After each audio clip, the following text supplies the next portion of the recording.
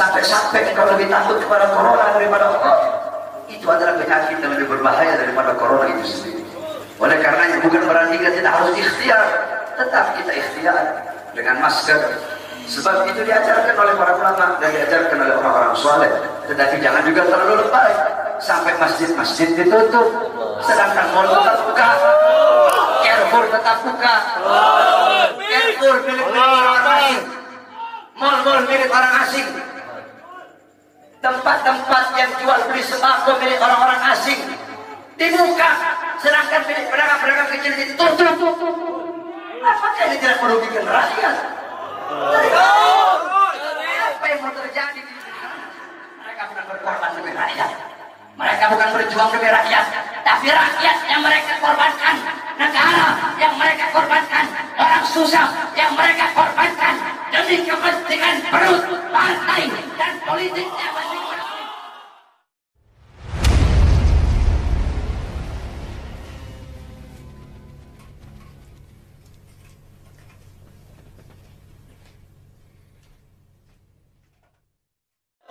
Alhamdulillah, segala puji dan syukur kehadirat Allah Subhanahu wa taala. Dialah Allah Subhanahu wa taala yang maha besar, yang besar selain Allah kecil.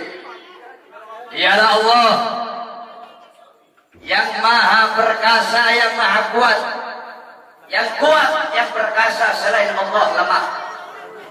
Dialah Allah raja di atas para raja, yang raja selain Allah hamba. Dialah Allah Subhanahu wa taala yang maha berkuasa selama-lamanya, yang berkuasa selain Allah kadang berkuasa dan kadang tidak berkuasa. Dialah Allah Subhanahu wa taala yang maha kaya, yang kaya selain Allah miskin. Dialah Allah yang maha hidup, yang hidup selain Allah pasti akan mati, yang ada selain Allah pasti akan tiada, yang wujud selain Allah pasti akan binasa. Sedangkan hidupnya Allah, adanya Allah, wujudnya Allah kekal abadi, tidak akan pernah musnah dan tidak akan pernah binasa. Dialah Allah yang maha berilmu, yang berilmu selain Allah adalah pencari ilmu. Dialah Allah yang maha tahu, yang tahu selain Allah adalah pencari pengetahuan. Dialah Allah Subhanahu wa taala yang maha melihat, yang melihat selain Allah buta terhadap warna-warna yang jauh, buta terhadap warna-warna yang tersembunyi dan warna-warna yang tidak tampak. Dialah Allah Subhanahu wa taala yang maha mendengar, yang mendengar selain Allah tuli terhadap suara-suara yang jauh dan suara-suara yang dekat akan menulikannya. Dialah Allah yang dimana kadar kedekatan hamba dengannya tidak akan membuat hamba itu setara dengannya. Jauhnya hamba darinya tidak akan menjadikan dinding penghalang antara dirinya dengan hambanya. Dialah Allah yang dimana walaupun seluruh makhluk berbuat baik tidak akan menambahkan sedikit pun keagungan di sisinya, dan walaupun seluruh makhluk berbuat dosa tidak akan mengurangi sedikit pun keagungan di sisinya. Dialah Allah yang memisahkan dan yang mempertemukan. Dialah Allah yang memisahkan Nabi Allah Adam dengan Siti Hawa, dan dialah Allah yang mempertemukan Nabi Allah Adam dan Siti Hawa. Allah pertemukan Nabi Allah Adam dan Siti Hawa dalam surga, dan Allah pisahkan Nabi Allah Adam dan Siti Hawa. Nabi Adam Allah turunkan di India, di bawah kaki gunung Himalaya. Siti Hawa Allah turunkan di Jeddah. Kemudian Allah pertemukan kembali di padang Arafah. Dialah Allah yang memisahkan Nabi Allah Yakub dengan anaknya Nabi Allah Yusuf alaihissalam, dan dialah Allah juga yang menemukan, mempertemukan Nabi Allah Yakub dan Nabi Allah Yusuf alaihissalam. Dan dialah Allah yang 1,5 tahun yang lalu memisahkan kita, dan Allah juga yang mempertemukan kita pada malam hari yang mulia ini. Saudara-saudara sekalian yang dimuliakan oleh Allah Subhanahu wa taala. Alhamdulillah. Saya bersyukur kepada Allah Subhanahu wa taala atas nikmat yang Allah Subhanahu wa taala berikan. Hadirin sekalian yang dimuliakan oleh Allah Subhanahu wa taala. Allah mempertemukan kita kembali bisa bertatap muka di majelis yang penuh dengan kemuliaan ini, di majelis yang penuh dengan keutamaan, yang dimana kita semuanya ketahui bahwasanya saat ini Republik Indonesia, negara kita cintai, sedang dilanda pandemi COVID-19, yang dimana kita duduk di sini untuk berdoa. Mudah-mudahan Allah Subhanahu wa taala segera angkat penyakit COVID dari tanah Indonesia yang kita cintai. Sebab Indonesia tanah para aulia, Indonesia tanah para habaib, Indonesia tanah para syuhada. Insya Allah akan Allah angkat semuanya. Saudara-saudara, corona atau apapun itu disebutnya, itu menurut ulama-ulama min ahlil bawatin, itu mereka adalah makhluk ciptaan Allah Subhanahu wa taala.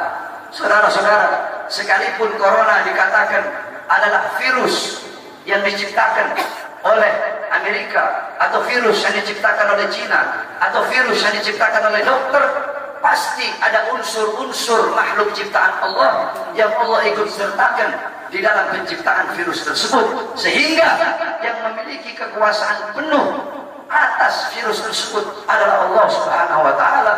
Maka satu-satunya jalan untuk menyelamatkan diri daripada itu kembali kepada Allah, taat kepada Allah, patuh kepada Allah, tunduk kepada Allah Subhanahu wa taala. Ketika engkau takut kepada Allah Subhanahu wa taala, akan Allah tanamkan dalam hati para makhluk rasa takut kepada. Ketika engkau kembali kepada Allah, takut kepada Allah, taat kepada Allah, apakah ada satupun makhluk yang bisa mencelakaimu? Saudara-saudara, ada penyakit yang lebih berbahaya dari corona. Apa itu? Hati yang lebih takut kepada corona daripada hati yang takut kepada Allah Subhanahu wa taala. Hatimu takut kepada corona, sampai-sampai engkau lebih takut kepada corona daripada Allah. Itu adalah penyakit yang lebih berbahaya daripada corona itu sendiri. Oleh karenanya bukan berarti kita tidak harus ikhtiar, tetap kita ikhtiar dengan masker. Sebab itu diajarkan oleh para ulama dan diajarkan oleh orang-orang soleh. Tetapi jangan juga terlalu lebay sampai masjid-masjid ditutup, sedangkan mal tetap buka, Carrefour tetap buka, Carrefour milik orang asing, mal-mal milik orang asing, tempat-tempat yang jual beli sembako milik orang-orang asing dibuka, sedangkan milik pedagang-pedagang kecil ditutup. Apakah ini tidak merugikan rakyat? Apa yang mau terjadi di negara, saudara-saudara? Saudara-saudara sekalian yang dimuliakan oleh Allah, ada apa ini, saudara-saudara? Semua orang-orang disuruh berdiam diri dalam rumah, sedangkan tenaga kerja asing dari Cina mereka kirim sebanyak-banyaknya. Kalian membuat susah rakyat, kalian membuat rakyat kalian mati kelaparan, kalian yang menyusahkan rakyat, kalian yang menderitakan rakyat, kalian yang bikin rakyat kalian susah. Sudah sering saya katakan, saudara-saudara, para pahlawan-pahlawan, beliau-beliau mengorbankan jiwa, nyawa, darah, harta, keringat demi NKRI, demi kemerdekaan. Itu pahlawan.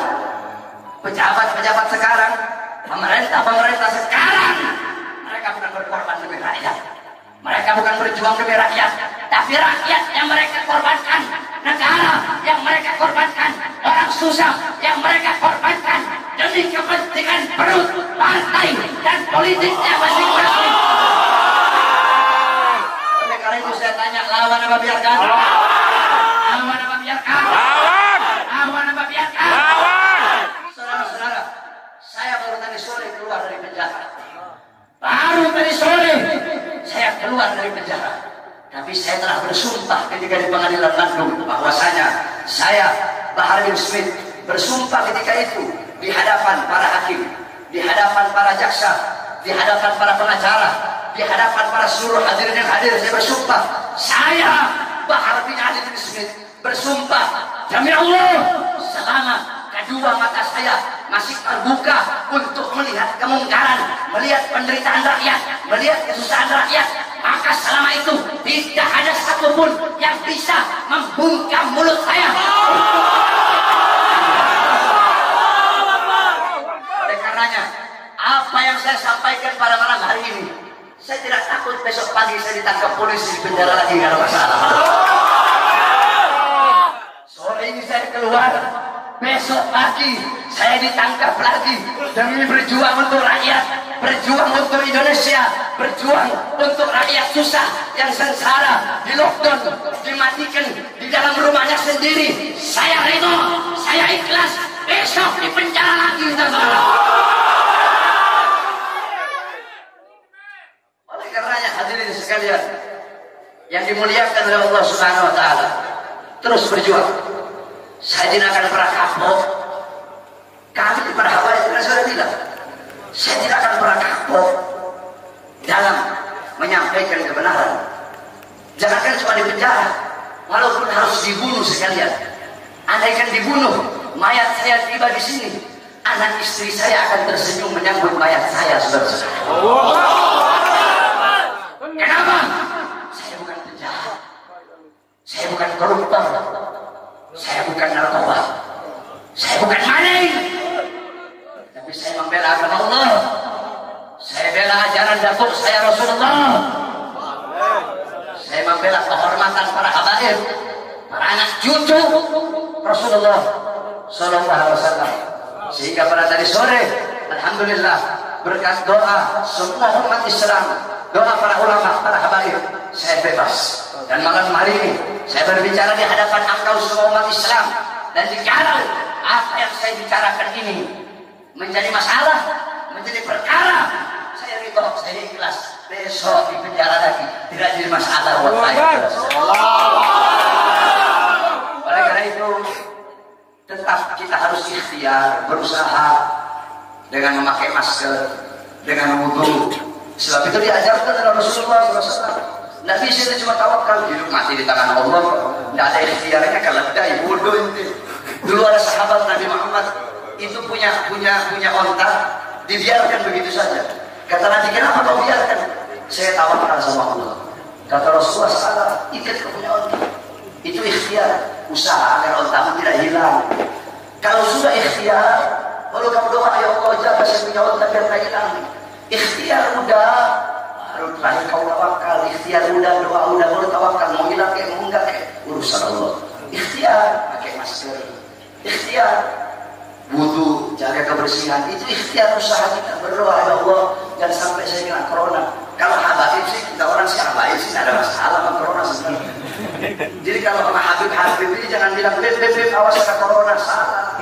Bilangin sama coronanya, corona awas ada Habib. Corona awas nanti kau dimasuki Habib. Bukan corona masuki Habib, Habib masukin kau dah. Paham? Paham? Jadi tetap kita ikuti aturan pemerintah. Selama aturan pemerintah itu tidak melanggar agama, kita sebagai warga NKRI yang baik wajib taat, wajib patuh kepada peraturan pemerintah, peraturan MUI. Betul? Karena apa? Selama aturan-aturan itu tidak melanggar agama, selama aturan-aturan itu apalagi senyawa dengan agama, menyatu dengan agama, maka kita sebagai orang yang beragama Islam wajib untuk mentaati dan mematuhinya. Betul? Tapi kalau pemerintahnya zalim sama rakyat, pemerintahnya kurang ajar sama rakyat, menyengsarakan rakyat, maka wajib untuk kita lawan, saudara-saudara. Betul? Saya tanya semuanya, jawab yang keras.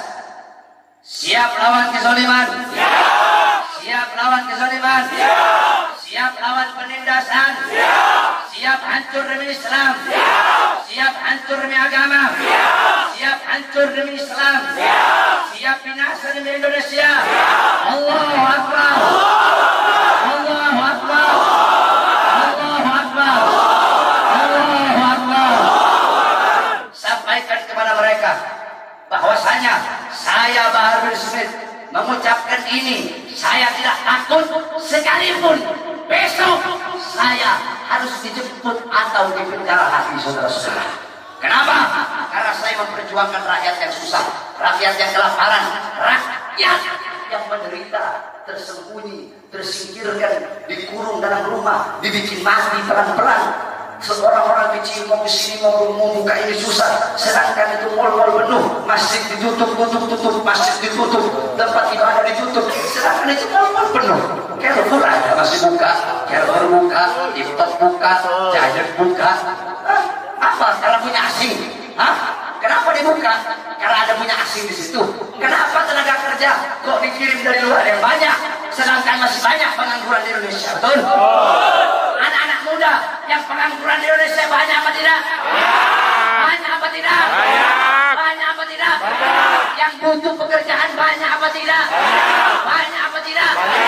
Berarti jikalau pemerintah mereka mengirim tenaga kerja asing dari manapun, mau Cina, mau Australia, mau Korea, mau Jepang, dari manapun, tidak peduli negara mana, berarti sedangkan Indonesia masih banyak yang pengangguran, berarti pemerintah ingin menyusahkan dan menyengsarakan rakyat. Maka kita sebagai rakyat, khususnya umat Islam, wajib untuk melawan sampai titik darah.